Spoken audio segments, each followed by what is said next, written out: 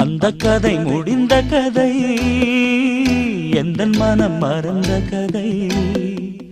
என்ன செய்ய விடுகதை போல் என்னுடைய பிறந்த கதை.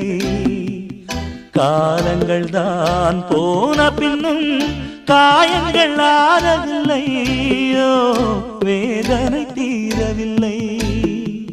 சொல்லிவிடு வெள்ளி நிலவே